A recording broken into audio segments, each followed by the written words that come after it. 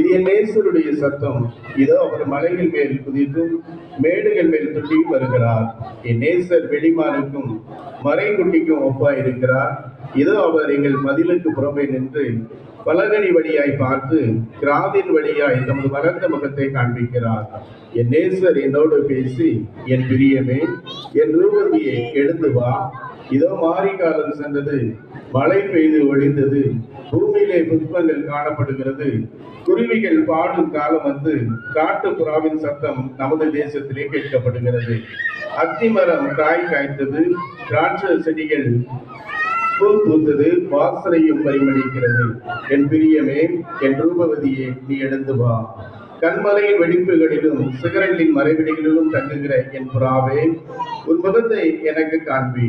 உன் சத்தத்தை நான் கேட்கட்டும். உன் சத்தம் இன்பமும் உன் முக ரூபம் அழகுமாயிருக்கிறது.